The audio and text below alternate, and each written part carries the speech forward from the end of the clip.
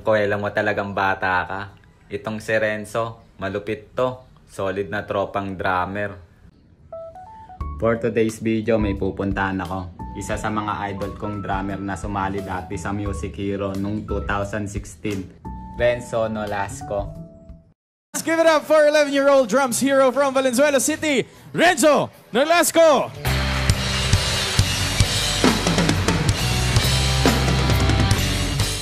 Ito pala yung dahilan kung bakit magkikita kaming dalawa, kung bakit imimit ko siya sa lugar nila.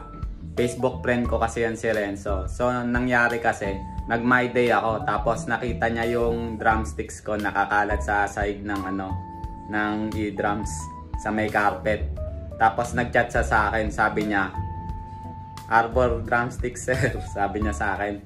So ngayon, pinapili ko siya kung anong kulay yung gusto niya. So ngayon, pinapapili ko siya kung anong gusto niyang drumstick dun sa drumsticks ko na sinend ko sa kanya na picture. So ang napili niya, itong kulay green. Tapos sabi niya sa akin, gusto niya rin daw yung kulay pink. Parang gusto niya rin daw yung kulay pink. Ang gagawin ko, kaysa pumili siya dito sa dalawa, ibibigay ko na lang tong dalawa sa kanya nang hindi niya alam. Tapos baka ibigay ko na rin to kasi hindi ko naman to ginagamit eh. Bibigay ko na lang tong tatlo sa kanya. So ito, ilalagay ko na siya sa bag para makapag-ayos na rin, para makapag-asikaso na ako. Ayun no, nagsalamin pa nga ni. Marunong palang magsalamin si Itek. Nagpapogi pa. Hey! Basa ka mamaya sa daanan. Maambon-ambon pa naman. Tara, tara, tara! Let's go! Magbi-BMX lang ako. Ayan yung gagamitin kong pambiyahe. Medyo pangit yung panahon. Sana hindi umulan. Pero umulan man sa hindi, carry yan. Ako pa ba? BMX life yata to. Let's go! Tara, tara, tara! Biyahe na! Ay, yung cellphone ko nga pala, hindi ko pwedeng iwanan kasi wala akong pang bibidyo. Let's G! From Tandansora to Valenzuela. So ito, nandito na ako sa may St. James, medyo umaambon. Tatawid ako dyan sa may overpass. So ito, tamang akyat lang, medyo lumalakas yung ambon. Medyo malayo-layo pang biyahe to. Hey, nakasalubong ko pa si McDonald sa pababa. Medyo basa na siya sa ambon. Kaya, ay, medyo lumalakas yung ambon. Kailangan ko na makahanap ng masisilungan. So ito, tamang silong lang. Nandito na ako sa may lanting. Tamang silong lang ako kasi hindi na kaya ng powers ko dahil nababasa na ako. So ito, let's go! Gora bells na ulit.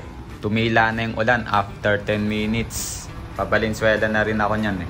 Kung seswerte nga naman, nakita ko to, si Casey. Yes, papunta ako ng Valenzuela. Ulan eh! Mababasa! Buhatin mo na lang bike ko. Akalain mo yon, hindi inaasahan magkikita kami ni Casey sa may daanan. So yun, inangkas niya ako. Maraming salamat sa iyo, Casey. Sobrang napabilis yung biyahe ko dahil inangkas ako ni Casey. Hindi na ako napagod. Hindi pa ako nabasa. Maraming salamat sa iyo, Master. So ito, tapos na yung adventure. Dito ako binaba ni Casey sa may harap ng Valenzuela People's Park. Nakababa na din. Yeah. Salamat kay Casey. Yes sir, ingat ka. Nakaw. Sige, ingat. Sheesh! Finally, tatawid na lang. Dito kasi yung usapan namin ni Renzo na mag-meet up eh, sa may Valenzuela People's Park. Ito, patawid na. Buti na lang may mga kasabay ako. Tanga pa naman ako tumawid. Charot lang. Sa wakas, nakatawid din ng ligtas. Ayun, nakita ko na kung nasan siya. Patawid siya kung saan ako tumawid kanina. Basa siya eh. Basa. Basta yung ulan eh. Ay, kanaka. Yun. So ayun, siya na yung pinagbukas ko ng bag para ma-surprise siya. Papakita na namin tayo stick, tapang chopstick. Uy! Ito na sir. Grabe si sir. Sabi mo, isa lang ibigay mo ah. Kapit mo. Grabe! Kapit mo yung camera. Lapit mo, idol. Isa, mama to ba, mama to. Ay, thank you kay Sir. Grabe, sabi niya ito lang daw bibigyan niya sa akin yung green. Pinapili niya kasi ako. Kala ko ito lang. Thank you po. Alam mo kung bakit lahat na yan binigay ko. Para hindi ka mamili. Bigay ko na lang to lahat. Sabi niya kasi sa akin, Para mamili wala lang ako ng isa.